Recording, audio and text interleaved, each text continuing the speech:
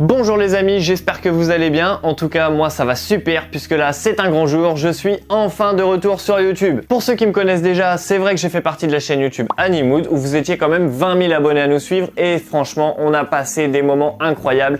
C'était vraiment une expérience de fou. Mais si tu me connais pas déjà, c'est pas grave, je me présente, je m'appelle Alban et je suis passionné de plein de choses. J'adore la musique, la danse, les mangas, mais surtout il y a une passion qui me demande énormément de temps et bien sûr beaucoup de place à la maison, c'est les animaux de compagnie. Donc tu l'auras compris, sur cette chaîne YouTube qui s'appelle Mes Bestioles d'abord, on va essentiellement parler de mes bestioles. Mais pas que, car je vais vous donner tous mes petits tips, ma méthode de comment bien les maintenir, comment ils se comportent, comment ça se passe à la maison. Mais on va aussi parler de bestioles que je ne maintiens pas chez moi puisque je peux pas tout maintenir, sinon ce serait l'Arche de Noé. Mais je m'intéresse vraiment à tous les animaux de compagnie. Donc on va partager tout ça ensemble et je vais essayer au maximum de sortir une vidéo tous les vendredis. Et pour te faire patienter, tu peux aussi me retrouver sur les réseaux sociaux, Instagram et TikTok, toujours sous le nom de Mes Bestioles d'abord. Et dessus, je vais pouvoir vous présenter un petit peu les petites choses du quotidien qui se passent dans ma vie, que ce soit en story ou sur des petits reels. Mais je vous donne aussi des informations fascinantes sur plein d'animaux de compagnie. Bon allez, je te vois venir et je suis sûr que là tu as envie de voir des animaux, c'est un petit peu le concept de la chaîne, donc je vais pouvoir t'en présenter quelques-uns. Bien sûr, je ne vais pas pouvoir tous te les présenter dans cette vidéo, sinon la vidéo elle va durer 1h30 et c'est pas non plus l'objectif. Mais n'oublie pas que si ça t'intéresse d'en voir plus, déjà tu peux t'abonner, ça va déjà me donner énormément de force et je vais avoir envie de faire encore plus de vidéos. Lâcher un petit like pour pouvoir booster cette vidéo particulièrement et je t'invite aussi à me dire en commentaire qu'est-ce que tu aimerais voir sur cette chaîne YouTube qui va parler essentiellement d'animaux. Donc vraiment n'hésite pas, toute la partie commentaires je vais essayer au maximum d'y répondre. Donc si tu as des questions sur une petite bestiole que toi tu maintiens chez toi ou quoi, n'hésite pas en tout cas à me poser la question en commentaire. Donc on va pouvoir commencer, déjà je vais te présenter donc mon serpent. Donc je te préviens tout de suite, si vraiment tu es phobique des serpents ou je sais pas, tu peux avancer un petit peu. Maintenant moi je t'encourage en tout cas à regarder la vidéo même si tu es phobique puisque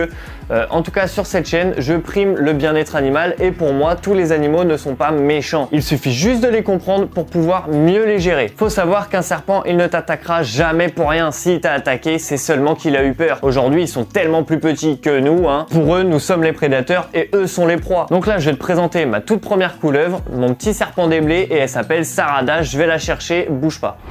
Hop, me revoilà donc accompagné de Sarada, mon petit serpent des blés comme je vous disais. Franchement, elle est super mignonne. Je l'ai eu vraiment tout bébé. Elle n'a jamais essayé de taper qui que ce soit et pourtant elle en a fait des mains parce que le nombre de personnes qui viennent à la maison pour découvrir les animaux, voilà, souvent c'est toujours de la famille ou des amis, mais vraiment ils l'ont tous manipulée et franchement il y a tellement de personnes qui ont été craintifs au début qui au final se sont rendu compte qu'elle était vraiment très cool parce qu'elle a été habituée en fait tout simplement. C'est vrai que le comportement des animaux c'est quelque chose qui me passionne, donc vraiment Sarada ça a été un très bon exemple d'un premier serpent et surtout essayer de la comprendre puisque là aujourd'hui comme on voit elle est très curieuse, elle se déplace beaucoup et par exemple pour bien la manipuler, pas lui faire peur et surtout vraiment la mettre en confiance, ce qu'il va falloir ça va être faire de nos mains des branches. En gros on ne tient jamais un serpent comme ça. Ça, c'est pas possible. Ça, ils vont vraiment flipper, ils vont avoir peur. Donc l'essentiel, en fait, c'est juste d'être un support et c'est elle qui gère.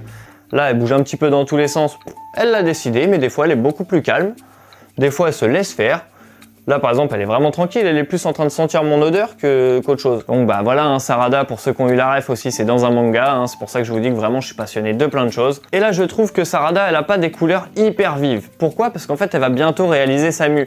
Je vois que la peau, elle commence légèrement à se décoller. Et du coup, là, dans quelques jours, elle va être complètement blanche. Et les yeux complètement opaques. Donc, pour le moment, j'en profite encore de la manipuler parce que j'ai pas envie de l'embêter quand elle sera en mue. Donc là, vraiment, c'était vraiment le bon moment de faire cette vidéo. Là, par exemple, mon odeur, ça va aussi un petit peu la rassurer vu qu'elle a toujours eu l'habitude que ce soit moi qui la manipule le plus souvent, ce qui est logique, parce que les invités c'est pas eux qui vont la manipuler tous les jours. C'est un serpent que je conseille vraiment aux débutants pour ceux qui veulent commencer à se faire la main avec un serpent plutôt vif, parce que si vous voulez un serpent beaucoup plus calme, en général je conseille les pitons adultes, pas quand ils sont jeunes parce que vraiment ils sont trop vifs, mais voilà, une petite couleuvre comme ça, c'est toujours sympa. Actuellement elle doit mesurer à peu près, je dirais un bon 1m30, facile. Donc là, quand on la voit comme ça en boule, elle fait pas si grande, mais quand je sors la mue et que je l'allonge tout en longueur, vraiment, oui, si elle doit faire au moins 1m30. Donc là, on va pas l'embêter plus non plus, c'est pas l'objectif. J'aime bien la manipuler pour l'habituer. Maintenant, voilà, je vais pas l'embêter plus. En remettant Sarada dans son terrain, j'en ai profité du coup pour récupérer Scarlett. Scarlett, c'est en référence de Erza dans Fairy Tail, mais c'est un petit gecko à crête originaire de Nouvelle-Calédonie. C'est un petit lézard tropical, mais surtout arboricole, puisqu'il va monter dans les arbres et il va pouvoir jumper. Alors je dis jumper parce que vraiment il fait des sauts mais il regarde pas trop où il va, donc faut faire un petit peu attention quand on le manipule. C'est pour ça que j'y vais quand même délicatement. Mais dans la nature, quand ils vont sauter, ils sautent aléatoirement parce qu'il y a toujours des feuilles. Mais là, comme on voit, elle est plutôt tranquille parce que je l'ai depuis qu'elle est bébé et du coup depuis qu'elle est bébé, bah, je l'ai habituée à la manipulation. Donc sincèrement, si t'aimes le petit côté tropical, parce que quand tu fais un terrarium tropical, je conseille quand même de mettre des vraies plantes, hein, pas de faire un truc en plastique. Maintenant, t'es libre de ton choix, hein, mais bon, personnellement, je trouve ça plus joli et même elle, bah, elle préfère hein, les vraies plantes. Et s'il y a bien un truc qu'elle adore, c'est la compote, parce que ces petits lézards-là, ils vont manger un petit peu d'insectes. Mais surtout, il y a des grands passionnés de gécoacrète qui ont fait de la reproduction et voilà, qui ont eu des élevages monumentales et ils ont développé du coup des nourritures spéciales pour ces petites bestioles qui va s'appeler du Repashy ou du Géco Nutrition par exemple, et ça va être une petite poudre avec déjà tous les éléments à l'intérieur, et il va y avoir donc des fruits, il va y avoir des insectes, il va y avoir des vitamines, il va y avoir le calcium, il va y vraiment tout y avoir dedans, et toi t'as juste à prendre la petite poudre, à mélanger avec un petit peu d'eau, ça te fait une petite compote, tu lui mets ça dans un petit pot. Et franchement, elle se fait un régal. Je vous montrerai sûrement dans d'autres vidéos, en tout cas où je ferai une petite vidéo nourrissage de mes animaux. Si ça t'intéresse, dis-le moi aussi en commentaire. En tout cas, c'est pas elle qui va dire non, hein. Donc là, je vais aller la reposer tranquillement dans son terrarium et on va passer à la suite.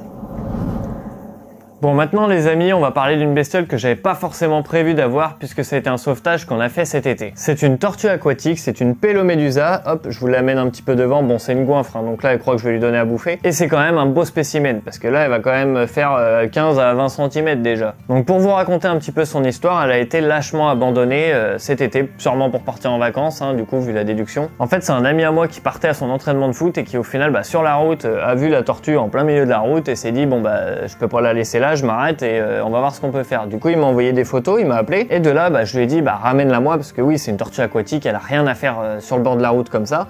Et quand il m'a dit un petit peu ce qu'il y avait autour, il y avait une forêt d'un côté de la route et de l'autre côté de la route, il y avait un petit étang. Mais aucune habitation et vraiment personne qui y habitait. Donc je suis quasiment sûr que ces tortues n'avaient rien à faire là-bas, mais que quelqu'un en partant en vacances a vu sur le GPS qu'il y avait un petit point d'eau et s'est dit hop, je la lâche là et elle finira bien par trouver la flotte, c'est la nature. Maintenant, penser comme ça, c'est très mauvais. Pourquoi? Parce que bah, cette tortue à la base, elle vient d'Afrique. Par contre, il suffit qu'il y ait quelqu'un d'autre qui pense comme ça et qui fait la même chose, et ben il va finir par y en avoir plusieurs et elles vont finir par se reproduire.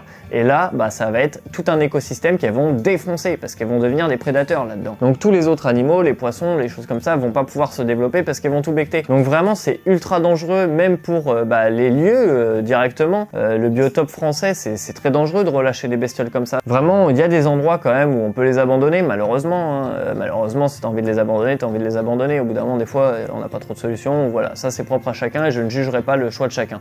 Par contre, faites-le bien. Vraiment, faites-le bien. Là, par exemple, cette petite tortue, la personne qui l'a abandonnée aurait pu chercher une autre solution que de lâcher au bord de la route. Vraiment, ça me prend au cœur, ça me prend au trip, ça me fout le seum, donc je vais pas non plus en parler pendant 1000 ans. Mais voilà, faut quand même retenir que la France, elle est vraiment championne d'Europe sur les abandons de compagnie, enfin d'animaux de compagnie, et vraiment, ça m'écoeure, mais totalement. Donc pour le moment, bah, elle est là, je sais pas combien de temps elle va rester là, puisque j'ai de la chance, parce que j'ai mon cousin qui a vraiment eu un petit coup de cœur pour elle, et du coup, qui avait moitié envie de la récupérer. Donc bah, ce sera aussi l'occasion de faire une vidéo YouTube où on fera toute une belle installation pour elle chez mon cousin et du coup bah on pourra voir ça à l'avenir dans mes vidéos YouTube. Bon là je vois qu'elle fait pas vraiment d'efforts pour se montrer là devant la caméra, donc je vais essayer de vous l'attirer un petit peu pour vous la montrer. Tiens viens, viens ma grande. Tiens. Attends, tu t'es loupé là. Ça c'était mon doigt. Mais je vous la sors pas, je pourrais la sortir, juste que je vais pas la sortir parce que je pense qu'elle a été un petit peu traumatisée de la période où justement elle a été abandonnée. Je pense qu'elle avait pas accès à l'eau et elle a vraiment été un petit peu desséchée. Quand elle est arrivée à la maison, dès que je l'ai mise dans l'eau, elle a tout de suite fait une mue. Elle avait en plus des petites brûlures sûrement à cause du goudron, que ce soit là en dessous de la mâchoire, que ce soit en dessous des pattes. Et du coup la mue lui a fait énormément de bien et a cicatrisé un petit peu tout ça. Mais depuis, bah, elle a énormément de mal à sortir. Enfin en tout cas, je la vois jamais sortir pour aller se réchauffer, se mettre un peu aux UV. Là, derrière moi, j'ai fait une petite plage.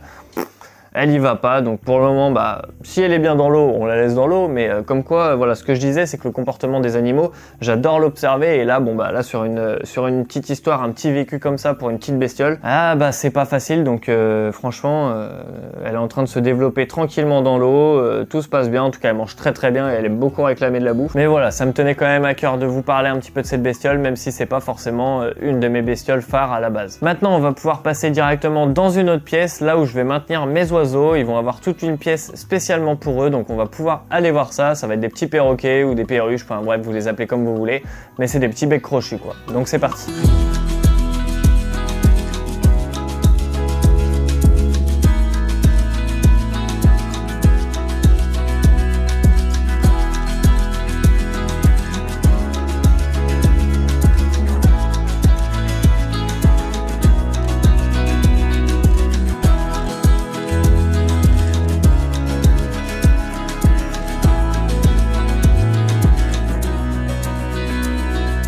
Les amis, bienvenue dans la pièce de mes piafs. Donc comme tu peux le voir ici, j'ai les cages donc de mes Twi et ici de mes calopsites qui vont être juste là. Donc là, je vais avoir Kali. Tu viens? Tu viens Kali? Tu montes? Tu montes? C'est bien mon fils. C'est bien mon bébé. Oui, t'as peur de la lumière. Bon, je vais pas trop les manipuler dans cette vidéo parce que là, ils ont peur avec l'éclairage et la caméra.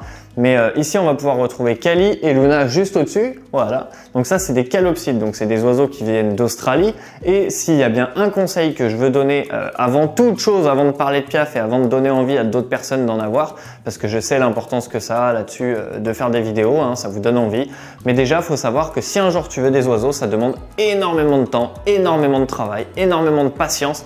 Et surtout, tu ne prends jamais un oiseau. Tu en prends toujours deux et surtout de la même espèce. Puisque sans ça, ils ne vont pas communiquer comme il faut, comme s'ils parlent pas la même langue en fait, hein, tout simplement.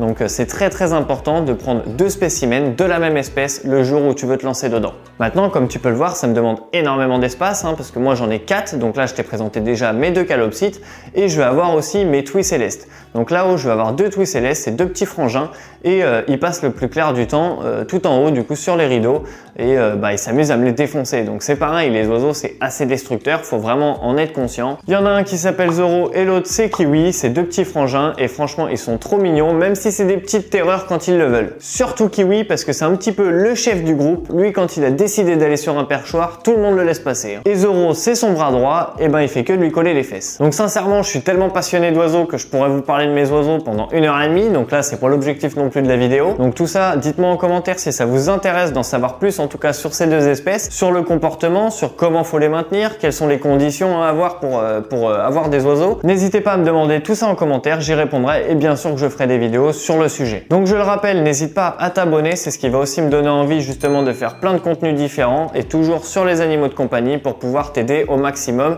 et avoir le meilleur maintien possible pour nos animaux de compagnie. N'oublie pas de me rejoindre sur Instagram et TikTok, toujours sous le nom de Mes Bestioles d'abord. J'ai encore tellement de choses à vous dire, j'ai encore tellement de bestioles à vous présenter que j'espère vraiment qu'on va se retrouver donc la semaine prochaine, le vendredi. En tout cas, c'est vraiment l'objectif. J'espère que tu as kiffé cette première vidéo et moi je te dis à la prochaine.